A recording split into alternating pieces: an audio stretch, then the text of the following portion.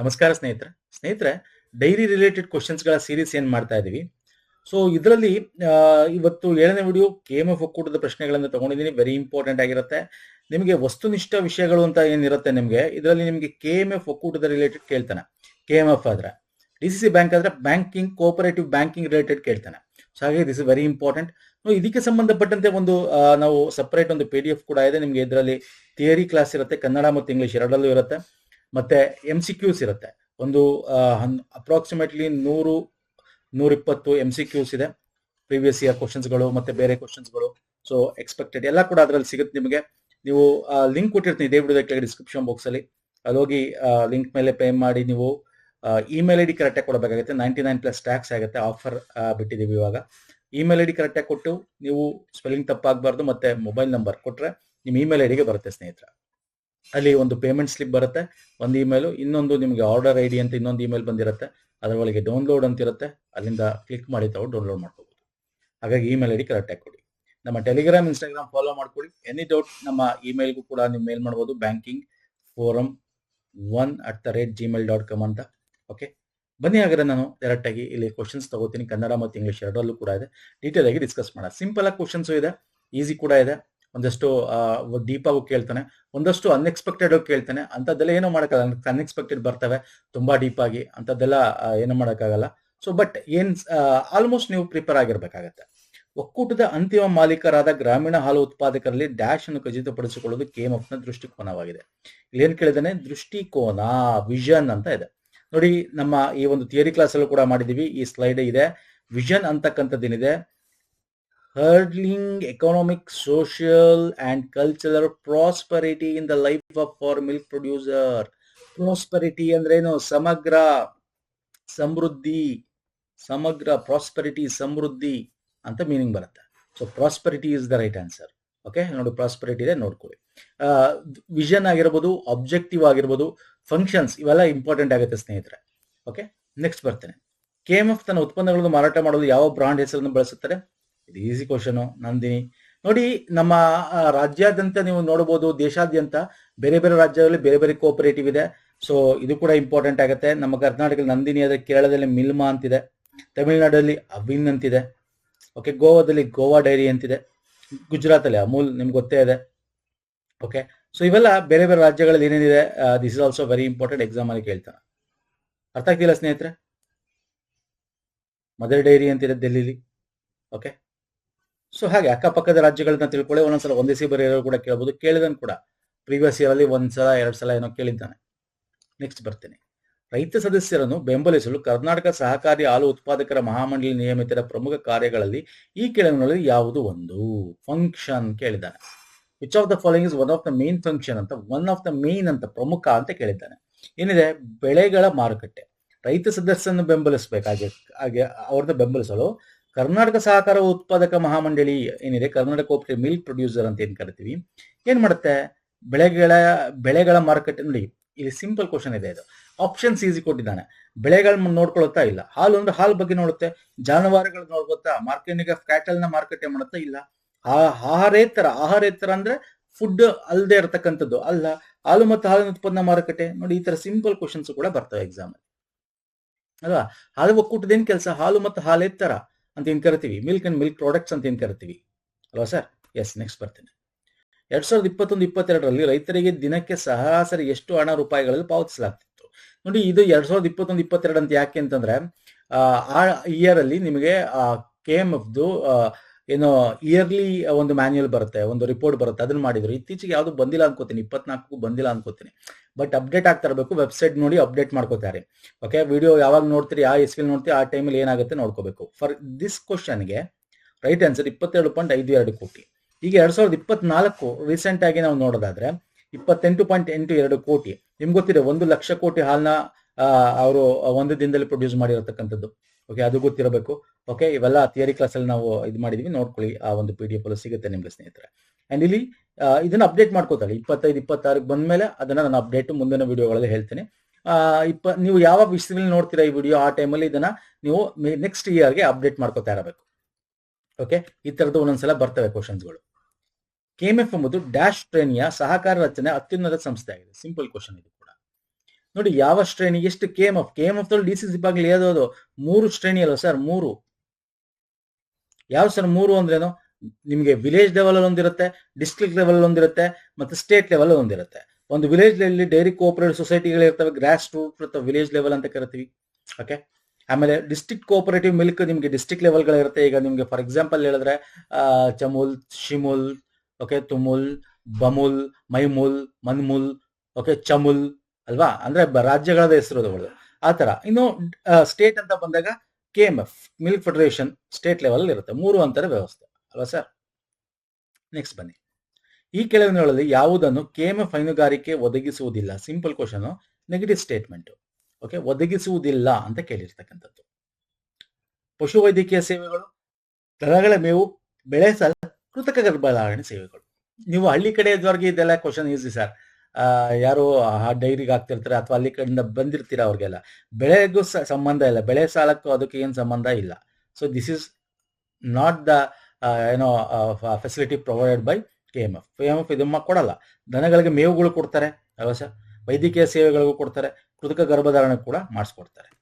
Next, 2021-22ರಲ್ಲಿ ಕರ್ನಾಟಕದಲ್ಲಿ ಕಾರ್ಯನಿರ್ವಹಿಸುತ್ತಿರುವ dairy ಸಹಕಾರ ಸಂಘಗಳ ಒಟ್ಟು ಸಂಖ್ಯೆ ಎಷ್ಟು? ನೋಡಿ ಇದು ಕೂಡ ಅಷ್ಟೇ. ಇದು ನೋಡಿ 2021-22 ಯಾಕೆ ಕೇಳಿದ್ದ ಅಂದ್ರೆ ಆ ಟೈಮಲ್ಲಿ ಇದಾಗಿತ್ತು. ಸೊ ಇದು ಬಂದು ನಿಮಗೆ I think so 15,000 children, 14,000 children. 21-22 okay, 15,000 children. ಇಲ್ಲಿ ನೋಡಿ 15,453 ಫಂಕ್ಷನಲ್ ಪ್ರೈಮರಿ ಕೋಆಪರೇಟಿವ್. ಟೋಟಲ್ ಇರೋದು 18,000. ನೋಡಿ ಕ್ವಶನ್ ಅರ್ಥ ಮಾಡ್ಕೋಬೇಕು. ಏನ್ ಕೇಳಿದಾನೆ? ಫಂಕ್ಷನಿಂಗ್ ಡೈರಿ ಕೋಆಪರೇಟಿವ್ ಸೊಸೈಟಿ ಬಗ್ಗೆ ಕೇಳಿದಾನೆ, ಕಾರ್ಯನಿರ್ವಹಿಸಿದ್ರು ಡೈರಿ ಸಹಕಾರ ಸಂಘ ಕೇಳಿದ್ದಾನೆ. ಟೋಟಲ್ ಅಂದಾಗ 18,696 ರಿಜಿಸ್ಟರ್ಡ್. ಅದರಲ್ಲಿ ರಿಜಿಸ್ಟರ್ ಆಗಿರ್ತಾರೆ, ಎಲ್ಲರೂ ಫಂಕ್ಷನ್ ಇರಲ್ಲ ಅಲ್ವಾ, ಸ್ಟಾಪ್ ಮಾಡಿಬಿಟ್ಟಿರ್ತಾರೆ. ಇಲ್ಲಿ ಫಂಕ್ಷನಿಂಗ್ ಅಂತ ಅಂದಾಗ 15,453. ಗೊತ್ತಾಗ್ತಿದೆಯಲ್ಲ? ವುಮನ್ ಅಷ್ಟು 4,000 ಚಿಲ್ಡ್ರನ್. ನಿಮ್ಗೆ ಇದನ್ನ ಅಪ್ಡೇಟ್ ಮಾಡ್ಕೋಬೇಕು. ಈಗ ಫಾರ್ ಎಕ್ಸಾಂಪಲ್ ಈಗ ರೀಸೆಂಟ್ ನೀವು ವೆಬ್ಸೈಟ್ ಅಲ್ಲಿ ನೋಡಿದ್ರೆ 15,700 ಪ್ಲಸ್ ಫಂಕ್ಷನಿಂಗ್ ಡೈರಿ ಕೋಆಪರೇಟಿವ್ ಸೊಸೈಟಿಗಳಿರುತ್ತೆ. ವೆಬ್ಸೈಟ್ಗಳನ್ನ ಫಾಲೋ ಮಾಡ್ತಾರೆ. ಓಕೆ, ಚೇಂಜಸ್ ಆಗ್ತಾ ಇರ್ತಾರೆ, ನೋಡ್ಕೋತಾರೆ. ಸೊ 15,700 ಚಿಲ್ಡ್ರನ್ ಇದೆ ಇವಾಗ. ಯಾವಾಗ ಸರ್? 2025-26 ಬಂದ್ರೆ. This is very important. ಎಷ್ಟು ವಿಲೇಜ್ ಪ್ಲಸ್ ಇದೆ, ಎಷ್ಟು ಲಕ್ಷ ಕೋಟಿ ಮಿಲ್ಕ್ ಪ್ರೊಡ್ಯೂಸ್ ಮೆಂಬರ್ಸ್ ಇದ್ದಾರೆ. Okay, milk and milk products ಎಷ್ಟು ಇದೆ, ಮಿಲ್ಕ್ ಯೂನಿಯನ್ ಎಷ್ಟಿದೆ, ಒಟ್ಟು 16 ಯೂನಿಯನ್ ಇದೆ, KMF ಯೂನಿಟ್ ಎಷ್ಟಿದೆ. ಓಕೆ, ಇಂಥದ್ದು ಸಿಂಪಲ್ ಡೇಟಾಗಳನ್ನ ಕ್ವಶನ್ಸ್ಗಳನ್ನ ಕೇಳ್ತಾರೆ. ಸೊ ನೀವು ಯಾವಾಗ ಪ್ರಿಪೇರ್ ಆಗ್ತಿರ್ತೆ ಅವಾಗ ಸ್ವಲ್ಪ ನೀವು ರಿವೈಸ್ ಮಾಡ್ಕೋಬೇಕಾಗುತ್ತೆ. ಈಗ ನಾನು ಇದು ಹೇಳಿರ್ತೀನಿ ಸರ್, ಇದು ಹೇಳಿಬಿಟ್ರೆ ಈಗ ನೀವು 2 ವರ್ಷ ಬಿಟ್ಬಿಟ್ಟು ಈ ವಿಡಿಯೋ ನೋಡಿದ್ರೆ ಅವಾಗ ಚೇಂಜ್ ಆಗಿರುತ್ತೆ. ಅರ್ಥ ಆಗ್ತಿಲ್ಲ ನಾನು ಹೇಳ್ತಾ ಇರೋದು. So you should update it. Okay, ಅರ್ಥ ಆಗ್ತಿದೆಯಲ್ಲ? Yes sir. ನೆಕ್ಸ್ಟ್, 2021-22ರವರೆಗೆ ಎಷ್ಟು ಮಹಿಳಾ ಡೈರಿ? ನಾನು ಇತ್ತು 4,000 ಚಿಲ್ಡ್ರೆ ಇದೆಯಲ್ಲಿ 4,143 ಇದೆ. ಕಣ್ಣು ಮುಚ್ಕೊಂಡು ಟಿಕ್ ಹಾಕಿ ಅಲ್ವಾ ಸರ್? ಮಹಿಳಾದು ಈಗ ತಾನೇ ಹೇಳ್ತಾ ಇದ್ದೀನಿ ನಿಮ್ಗೆ 4,000 ಚಿಲ್ಡ್ರೆ ಅಂತ. ಇದು ರೀಸೆಂಟ್ ಡೇಟಾನ ಹೇಳ್ತಾ ಇದ್ದೀನಿ. ಓಕೆ, ಸೊ 2021-22 ಸ್ವಲ್ಪ ಕಮ್ಮಿ ಇತ್ತು, 4,143.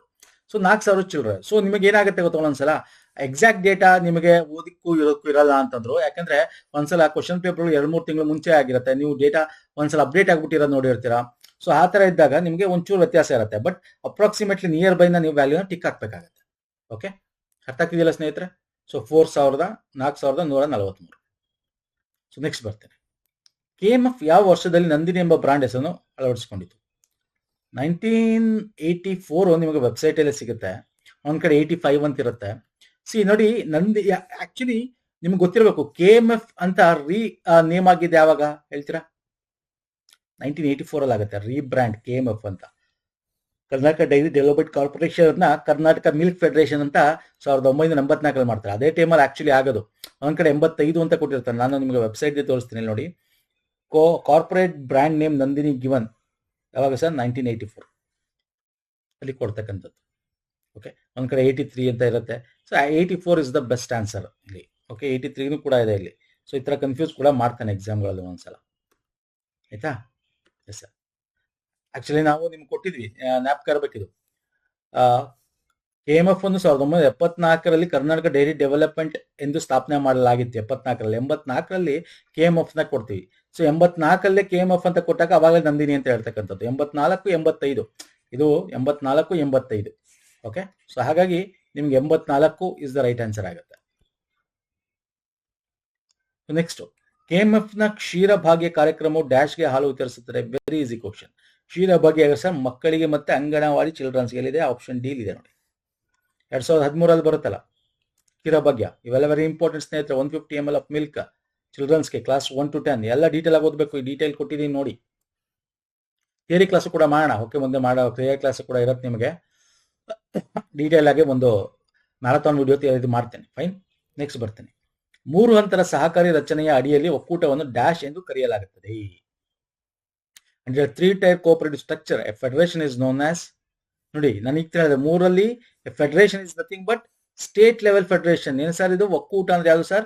State level. ಅಂದ್ರೆ ಏನು ಸ್ಟೇಟ್ ಲೆವೆಲ್ ಅಂದ್ರೆ 3ನೇ ಹಂತದ್ದು. 3ನೇ ಹಂತ ಅದ್ರ ಕೆಳಗಡೆ ನಿಮ್ಗೆ ಡಿಸ್ಟ್ರಿಕ್ಟ್ ಲೆವೆಲ್ ಇರುತ್ತೆ, ಅದ್ರ ಕೆಳಗಡೆ ವಿಲೇಜ್ ಲೆವೆಲ್ ಅಲ್ಲಿ ಇರುತ್ತೆ. ಸೊ ಇದು ತೃತೀಯ ಸಹಕಾರಿ ಫೆಡರೇಷನ್ ಒಕ್ಕೂಟ. ಈಗ ಕರ್ನಾಟಕ ಮಿಲ್ಕ್ ಫೆಡರೇಷನ್ ಅಂತ ಹೇಳಿ, ಕರ್ನಾಟಕ ಹಾಲು ಒಕ್ಕೂಟ ಯಾವ್ದು? ಸ್ಟೇಟ್ ಲೆವೆಲ್ ಅಲ್ಲಿ KMF ಅನ್ನೋದಲ್ವ ತೃತೀಯ ಸಹಕಾರಿ, ಟ್ರೆಷರಿ ಕೋಆಪರೇಟಿವ್ ಅದು. Okay, S sir. ನೆಕ್ಸ್ಟ್ ಬರ್ತೇನೆ. ಸಹಕಾರ ಒಕ್ಕೂಟದ ಮುಖ್ಯ ಕಾರ್ಯನಿರ್ವಾಹಕ ಹಕ್ಕು ಯಾವುದು? ನೋಡಿ, ಹಿ ಇಸ್ ದ ಕಾರ್ಯಾಂಗ ವ್ಯವಸ್ಥೆ. ಮುಖ್ಯ ಕಾರ್ಯನಿರ್ವಾಹಕ ಅಂದ್ರೆ ಏನು sir? Chief executive of cooperative, CEO ಅಂತ ಏನ್ ಕರಿತೀವಿ. ಅವ್ರು ಏನ್ ಮಾಡ್ತಾರೆ? Members of the board appoint ಮಾಡ್ತಾ ಅಲ್ಲ, ಅವರು ಅದರ ಆಗು ಹೋಗುಗಳನ್ನ ನೋಡ್ತಕ್ಕಂಥದ್ದು. ಮೆಂಬರ್ಸ್ ಆಫ್ ದ ಬೋರ್ಡ್ ನ ಅಪಾಯಿಂಟ್ ಮಾಡೋದು ಯಾರು? ಸರ್ಕಾರ ಸರ್. ಎಲೆಕ್ಟಿಂಗ್ ದ ಚೇರ್ಪರ್ಸನ್ ಅದು ಅಷ್ಟೇ ಸರ್ಕಾರ ಮಾಡುತ್ತೆ. ಅಂದ್ರೆ ಬೇರೆ ಒಂದು ಚುನಾವಣೆ ಇರುತ್ತೆ ಕೋಆಪರೇಟಿವ್ಗೆ. Terminating the chairperson of the board ಅಲ್ಲ. Appointing staff members as required. Yes, ಅಗತ್ಯ ಇರುವಂತಹ ಸಿಬ್ಬಂದಿ ಸದಸ್ಯರುಗಳನ್ನು ನೇಮಿಸು. ಸಿಬ್ಬಂದಿ ಅಂದ್ರೆ ಕೆಲಸ ಮಾಡೋರು, ಅಡ್ಮಿನಿಸ್ಟ್ರೇಷನ್. ಇವ್ರು ನೋಡ್ಕೊಳ್ಳೋದೇನು ಸರ್? ಕಾರ್ಯನಿರ್ವಾಹಕ ಅಂದ್ರೆ ಎಕ್ಸಿಕ್ಯೂಟಿವ್ ಕಾರ್ಯಾಂಗ ಅಂದ್ರೆ ಕಾರ್ಯಾಂಗ ಏನು? ಅಡ್ಮಿನಿಸ್ಟ್ರೇಷನ್. ಅರ್ಥ ಆಗ್ತಿದಿಲ್ಲ ನಾ ಹೇಳ್ತಾ ಇರೋದು? Administration. So this is very important. Fine sir. Next ಬರ್ತೇನೆ. ಮಹಿಳಾ ಡೈರಿ ಸಹಕಾರ ಸಂಘ ಅಭಿವೃದ್ಧಿ ಡ್ಯಾಶ್ ನ ಚಟುವಟಿಕೆಯಲ್ಲಿ ಒಂದಾಗಿದೆ. KMF step option 1 is right answer. Yes sir. ಇವೆಲ್ಲ ಥಿಯರಿ ಕ್ಲಾಸ್ ಅಲ್ಲಿ ಇದೆ, ನೋಡ್ಕೊಳ್ಳಿ. KMF step very important. ಮಹಿಳಾ ಸದಸ್ಯರಿಗೆ, ವಿಶೇಷವಾಗಿ ಮಹಿಳಾ ಡೈರಿ ರೈತರು, ಮಹಿಳಾ ಡೈರಿ ಸಹಕಾರ ಸಂಘಗಳನ್ನ ಉತ್ತೇಜನಕ್ಕೋಸ್ಕರ ಅವರ ಬೆಂಬಲ, ಆದಾಯಗಳನ್ನ, ಉತ್ಪಾದನೆಗಳ ಸಾಮಾಜಿಕ ಆರ್ಥಿಕತೆನ ಹೆಚ್ಚಿಗೆ ಮಾಡೋಕ್ಕೋಸ್ಕರ ತಂದಿರತಕ್ಕಂಥದ್ದು ಇದು. ಭಾರತ ಸರ್ಕಾರದ ಮಹಿಳಾ ಮತ್ತು ಅಭಿವೃದ್ಧಿ ಸಚಿವಾಲಯ 1986ರಲ್ಲಿ ಮಹಿಳೆಯರಿಗಾಗಿ ತರಬೇತಿ ಉದ್ಯೋಗ ಬೆಂಬಲ ಕಾರ್ಯಕ್ರಮವನ್ನು ಪ್ರಾರಂಭಿಸಿತು. ಅರ್ಥ ಆಗ್ತಿದೆಯಲ್ಲ? Fine sir. ವೆರಿ ಇಂಪಾರ್ಟೆಂಟ್ ಇದು, ನೋಡ್ಕೊಳ್ಳಿ. ನೆಕ್ಸ್ಟ್, ಒಂದು ಗ್ರಾಮದಲ್ಲಿ ಮಹಿಳಾ ಡೈರಿ ಸಹಕಾರ ಸಂಘವನ್ನು ಸ್ಥಾಪಿಸಲು ಮುಖ್ಯ ಪೂರ್ವಾಪೇಕ್ಷಿತವೇನು? ಅಂದ್ರೆ ಒಂದು ಗ್ರಾಮದಲ್ಲಿ ಅಂತ ಕೇಳಿದಾನೆ, ಇಲ್ಲೇ ಕೊಡಿ ನಾವು pre requesting. Okay, in cooperative in village ಅಂದ್ರೆ ಒಂದು ಗ್ರಾಮ ಪಂಚಾಯಿತಿಗೆ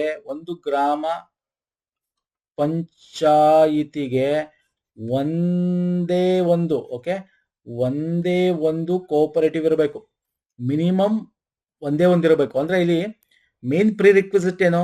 ಕನಿಷ್ಠ 10 ಡೈರಿ ಸಹಕಾರ ಸಂಘಗಳು ಇರಬೇಕಲ್ಲ, ಯಾವುದೇ ಡೈರಿ ಸಹಕಾರ ಸಂಘಗಳು ಇರಬಾರ್ದು ಅಂತ. ಆಯ್ತಾ? ಇರೋದೇನೋ ಒಂದು ಗ್ರಾಮ ಪಂಚಾಯತಿ ಅಂತ. ಆಕ್ಚುಲಿ ಇದೇ ಅಂತಲ್ಲ, ಯಾವುದಾದ್ರೂ ಯೂಶಲಿ ಒಂದು ಗ್ರಾಮ ಪಂಚಾಯತಿಯಲ್ಲಿ ಒಂದು ಇರಬೇಕು ಅಂತ ಇರತಕ್ಕಂಥದ್ದು.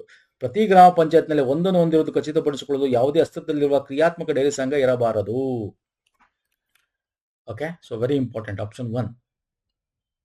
ನೆಕ್ಸ್ಟ್, ಅಕ್ಟೋಬರ್ 2022ರಲ್ಲಿ ಕರ್ನಾಟಕ ಹಾಲು ಒಕ್ಕೂಟ ಅಧ್ಯಕ್ಷ. ನೋಡಿ, ಇದನ್ನ ನೀವು ಚೇಂಜ್ ಆಗ್ತಾ ಇರುತ್ತೆ. ಇದು ಅಕ್ಟೋಬರ್ 20ರಲ್ಲಿ ಅವಾಗ ಯಾರಿದ್ರು ಸರ್? ಬಾಲಚಂದ್ರ ಜಾರಕಿಹೊಳಿ ಇದ್ರು. ಈಗ 2025ರಲ್ಲಿ ಯಾರಿದ್ದಾರೆ? 26 ಸ್ಟಾರ್ಟಿಂಗ್. ಈಗ ನಿಮ್ಗೆ ಗೊತ್ತಿದೆ, DK ಸುರೇಶ್, DKC ಅವರ ಬ್ರದರ್, ಅವರು ಈಗ ಬಮೂಲ್ಗೆ ಅಧ್ಯಕ್ಷರಾಗಿದೆ. ಬಮೂಲ್ ಅಲ್ಲ, ಬೆಂಗಳೂರು ಹಾಲು ಒಕ್ಕೂಟಕ್ಕೆ ಅಧ್ಯಕ್ಷರಾಗಿದೆ DK ಸುರೇಶ್. ಈಗ ಅವ್ರನ್ನ KMF ನ ಅಧ್ಯಕ್ಷ ಮಾಡಬೇಕು ಅಂತ ಅನ್ಕೊಂಡಿರೋದು. 2026ರಲ್ಲಿ ಎಲೆಕ್ಷನ್ ಆಗುತ್ತೆ, ನೋಡ್ಬೇಕು ಅವ್ರ ಆಗ್ತಾರ ಅಥವಾ ಇವಾಗ ಅಟ್ ಪ್ರೆಸೆಂಟ್ ಇರೋದು ಯಾರು? ಭೀಮ್ ನಾಯಕ್ ಅವರೇ ಆಗ್ತಾರಾ ಅಥವಾ ಇನ್ಯಾರು? ಹಿಟ್ನಾಳ್, ರಾಘವೇಂದ್ರ ಹಿಟ್ನಾಳ್ ಅವರು ಇದ್ದಾರೆ. ಮತ್ತೆ ಇನ್ನೊಂದು 2-3 ಜನ ಹೆಸರುಗಳು ಕೇಳಿ ಬರ್ತಾ ಇದೆ. ಯಾರು ಬೇಕಾದ್ರೂ ಆಗ್ಬೋದು 26ಕ್ಕೆ. ಓಕೆ, ಎಲೆಕ್ಷನ್ ಆದಾಗ. ಸೊ ಈಗ DK ಸುರೇಶ್ ಅವರು ಬೊಮ್ಮಲ್ಗೆ ಅಧ್ಯಕ್ಷರಾಗಿ ಆಯ್ಕೆ ಆಗಿದ್ದಾರೆ. ಸೊ ಅವರು ಕೂಡ ಕಂಟೆಸ್ಟ್ ಮಾಡ್ತಾರೆ. ಸೊ ಹಾಗಾಗಿ ನೀವು ಯಾವಾಗ ವಿಡಿಯೋ ನೋಡ್ತೀರಾ ಆ ಟೈಮಲ್ಲಿ ಯಾರು ಅಧ್ಯಕ್ಷ ಅದು ಅಪ್ಡೇಟ್ ಮಾಡ್ಕೊಳ್ಳಿ. Fine sir. ನೆಕ್ಸ್ಟ್, ಕರ್ನಾಟಕದಲ್ಲಿ ಮೊದಲ ಡೈರಿ ಸಹಕಾರ ಸಂಘವನ್ನು ಯಾವಾಗ ಸ್ಥಾಪಿಸಲಾಯಿತು? 1955 ಕೊಡಗಲ್ಲಿ ಅಲ್ಲ ಸರ್? 1955 ಕೊಡಗು, ಕೂಡಿಗೆಯಲ್ಲಿ, ಕೊಡಗು ಡಿಸ್ಟಿಕ್ ಅಲ್ವಾ? ಆಮೇಲೆ 1974ರಲ್ಲಿ ಕರ್ನಾಟಕ ಡೈರಿ ಡೆವಲಪ್ಮೆಂಟ್ ಕಾರ್ಪೊರೇಷನ್ ಬರುತ್ತೆ. ಇದರ ಅಡಿಯಲ್ಲಿ 1976 ಕೋಆಪರೇಟಿವ್ ಇದನ್ನ ಡಿಸ್ಟ್ರಿಕ್ಟ್ ಕೋಆಪರೇಟಿವ್ ನ ರಿಜಿಸ್ಟರ್ ಮಾಡ್ತಾರೆ. ಓಕೆ, ನೆಕ್ಸ್ಟ್ ಬರ್ತೀನಿ. ಈ ಕೆಳಗಿನವುಗಳಲ್ಲಿ ಯಾವುದು KMF ನ ಉದ್ದೇಶವಲ್ಲ? ಆಬ್ಜೆಕ್ಟಿವ್ ಆಫ್ ದ KMF ಅಲ್ಲ ಕೇಳಿರೋದು. ನೆಗೆಟಿವ್ ಸ್ಟೇಟ್ಮೆಂಟ್ ಇದು ಅಲ್ಲ. ಅಂದ್ರೆ ಇಲ್ಲಿ 4ರಲ್ಲಿ 3 ಸರಿ 1 ತಪ್ಪು ಅಂತ. ಓಕೆ, ರೈತ ಸದಸ್ಯರಿಗೆ ಖಚಿತ ಮತ್ತು ಲಾಭದಾಯಕ ಮಾರುಕಟ್ಟೆಗಳನ್ನು ಖಚಿತಪಡಿಸಿಕೊಳ್ಳುವುದು, ನಗರ ಗ್ರಾಹಕರಿಗೆ ಗುಣಮಟ್ಟದ ಹಾಲು ಲಭ್ಯವಾಗುವಂತೆ ಮಾಡುವುದು, ಹಾಲು ಉತ್ಪಾದನೆಗೆ ಒಳಹರಿವು ಒದಗಿಸುವುದನ್ನು ಖಚಿತಪಡಿಸಿಕೊಳ್ಳುವುದು, ಬೃಹತ್ ಗಾತ್ರದ ಜಾನುವಾರು ಸಾಕಣೆ ಕೇಂದ್ರಗಳನ್ನು ರಚಿಸುವುದು. ನೋಡಿ, ಯಾವ್ದು ಉದ್ದೇಶ ಅಲ್ಲ, ಹಾಲುನ ಮಾರ್ಕೆಟಿಂಗ್ ಮಾಡ್ತಕ್ಕಂಥದ್ದು ಒಂದ್ ಕಡೆ ಆದ್ರೆ, ಎಲ್ಲರಿಗೂ ಸಿಗ್ಬೇಕು ಅಂದ್ರೆ ರೈತರನ್ನ ತಗೊಂಡು ಗ್ರಾಹಕರಿಗೆ ಕೊಡೋದು ಒಂದ್ ಕಡೆ ಆದ್ರೆ, ರೈತರಿಗೂ ಲಾಭ ಕೊಡ್ಬೇಕಂತ ಸಬ್ಸಿಡಿ ಕೊಡ್ತಾರಲ್ವಾ ಸರ್, ಇದು ಆಪ್ಷನ್ ಕರೆಕ್ಟ್ ಇದೆ. ರೈತರಿಗೆ ಖಚಿತ ಮತ್ತು ಲಾಭದಾಯಕ ಮತ್ತು ಗ್ರಾಹಕರಿಗೆ ಗುಣಮಟ್ಟದ ಹಾಲು, ಇದು ಕರೆಕ್ಟ್ ಇದೆ. ಹಾಲು ಉತ್ಪಾದನೆಗೆ ಒಳ ಹರಿವು ಒದಗಿಸ ಹೌದು, ಹಾಲು ಉತ್ಪಾದನೆಗೆ ಏನ್ ಬೇಕು, ಅವ್ರಿಗೆ ಪ್ರೊಡ್ಯೂಸ್ ಮಾಡಕ್ಕೆ ಹಾಲು ಬೇಕು, ಅದನ್ನು ಖಚಿತಪಡಿಸ್ಕೊಳ್ಳೋದು ಇನ್ಪುಟ್, ಇದು ಕರೆಕ್ಟ್ ಇದೆ. ಬೃಹತ್ ಗಾತ್ರದ ಜಾನುವಾರು ಸಾಕಣೆ ಕೇಂದ್ರ ಇವ್ರಿಗೆ ಮಾಡೋದಾಗಿದ್ರೆ ರೈತರ ಯಾಕೆ ಬೇಕು ಅಲ್ವಾ ಸರ್? KMF ನಿಮಗೆ ದೊಡ್ಡ ದೊಡ್ಡ ಡೈರಿಗಳು ಹಸುಗಳು ಕಟ್ಕೊಂಡು ಮಾಡೋದಾಗಿದ್ರೆ ಮಾಡಲ್ಲ. ಅದು ರೈತರನ್ನು ಮುಂದೆ ತರಬೇಕು, ರೈತರಿಗೆ ಒಂದು ಇದಾಗಬೇಕು, ಅವರಿಂದ ತಗೊಂಡು ಓಕೆ ಮಾಡಬೇಕು ಅಂತಕ್ಕಂಥದ್ದು. ಸೊ ಆಪ್ಷನ್ ಡಿ ತಪ್ಪಿದೆ. ನಮ್ಗೆ ಯಾವುದು ಅಲ್ಲ ಅಂತ ಕೇಳಿದ್ದಾನೆ. ಸೊ ಆಪ್ಷನ್ ಡಿ ಅಲ್ಲ. So option D is the right answer. Okay, next ಬರ್ತೀನಿ. ಈ ಕೆಳಗಿನಲ್ಲಿ ಯಾರು KMF ನ ಅಂತಿಮ ಮಾಲೀಕರು? ರೈತ. ಸಿಂಪಲ್ ಇದೆ ಆಪ್ಷನ್. ಡೈರಿ ಸಾಗರ ಸಂಘ ಎಲ್ಲ ರೈತ ಸದಸ್ಯರು. ಎಸ್, ಆಪ್ಷನ್ ಒಂದಲ್ಲೇ ಇದೆ. ಕರ್ನಾಟಕ ರಾಜ್ಯದ ಎಲ್ಲಾ ರೈತರು. ನೋಡಿ ಎಂತ ಕ್ವಶನ್ ನೋಡಿ, ಅಲ್ಟಿಮೇಟ್ ಕ್ವಶನ್. ಆಪ್ಷನ್ಸ್ ಹೆಂಗ್ ಕೊಟ್ಟಿದೆ ನೋಡಿ. ಡೈರಿ ವ್ಯವಹಾರದಲ್ಲಿ ತೊಡಗಿದ ಯಾವುದೇ ವ್ಯಕ್ತಿ ಕರ್ನಾಟಕ ಸರ್ಕಾರ, ಇದು ಅಲ್ಲ, ಎಲ್ಲಾ ರೈತರು ಅಲ್ಲ. ಅದ್ ಹೇಳ್ತಿರೋದು ಡೈರಿ ಸಹಕಾರ ಸಂಘದ ಎಲ್ಲ ರೈತರು. ಯಾಕಂದ್ರೆ KMF ಅಂತಿಮ ಮಾಲೀಕರು ಯಾರು ಡೈರಿ ಕೋಆಪರೇಟಿವ್ ಸೊಸೈಟಿ ಇರ್ತಾರಲ್ಲ ಅವರು. ಓಕೆ,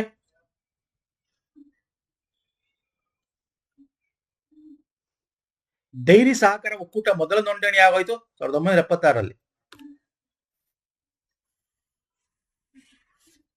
ಓಕೆ, ನಾನು ಈಗ ತಾನೇ ಹೇಳಿದೆ Karnataka under the world bank dairy development ಯಾವಾಗ ಆಗಿದ್ದು ಅಂತ. ಗ್ರಾಮೀಣ ಮಹಿಳೆಯರಿಗೆ ಅವರ ಡ್ಯಾಶ್ ಅನ್ನು ಪೂರೈಸಲು KMF ಮಾರ್ಜಿನ್ ಹಣವನ್ನು ಒದಗಿಸುತ್ತಾರೆ. ಅವರಿಗೆ ದನಗಳನ್ನು ಅಗತ್ಯ, ಯಾಕಂದ್ರೆ KMF ಕೊಡೋದು ಹಾಲು ಸಂಬಂಧಪಟ್ಟಂತೆ ಆಗ್ಬೇಕು ಅಂತ. ಹೆಣ್ಣು ಮಕ್ಕಳು ಮಗಳ ಖರ್ಚು ಅದಕ್ಕಲ್ಲ ಅಲ್ವಾ, ಅವರ ಹಾಲು ಉತ್ಪನ್ನ ಮಾಡಕ್ಕೆ ಅವ್ರಿಗೆ ಏನ್ ಫೆಸಿಲಿಟಿ ಬೇಕು ಅದನ್ನ ಕೊಡ್ತಕ್ಕಂಥದ್ದು. Option D is the right answer. Next, Karnataka ಸಹಕಾರ ಹಾಲು ಉತ್ಪಾದಕ ಮಹಾಮಂಡಳಿ ನಿಯಮಿತ ಅಧ್ಯಕ್ಷರನ್ನು ಯಾರು ಡ್ಯಾಶ್ ಆಯ್ಕೆ ಮಾಡ್ತಾರೆ? ನೋಡಿ, ಅದನ್ನ ಹೇಳಿದ್ ಈಗ ತಾನೆ. ಅದು ಇದಾಗುತ್ತೆ, ಯಾವುದು KMF ಗೆ ಎಲೆಕ್ಷನ್ ಆಗುತ್ತೆ. ಎಲ್ಲ ಡಿಸ್ಟಿಕ್ ಕೋಆಪರೇಟಿವ್ ಗಳಲ್ಲಿರ್ತಕ್ಕಂಥವ್ರು ಸೇರಿ ಆಯ್ಕೆ ಮಾಡ್ತಾರೆ. ಅಂದ್ರೆ ಎಲ್ಲ ಡಿಸ್ಟಿಕ್ ಎಳ್ನಳ್ಳಿ, ಮಮ್ಮೂಲು ಅಲ್ಲಿರ್ತಕ್ಕಂಥವ್ರು, ಅಂದ್ರೆ ಡೈರಿ ಸಹಕಾರ ಸಂಘಗಳ ಮತದಾನ ಮಾಡ್ತಾರೆ. ಯಾವ್ದು ಮಾಡ್ತಾರೆ? Board of KMF, governing board member having A voting rights. ಯಾರು ವೋಟಿಂಗ್ ರೈಟ್ಸ್ ಇರುತ್ತೆ ಅವರು. Option D. ಓಕೆ, ನೋಡಿ ಒಂದಷ್ಟು ಡಿಸ್ಕಸ್ ಮಾಡಿದ್ದೀನಿ, ಚೆನ್ನಾಗಿದೆ ಅನ್ಕೋತೀನಿ.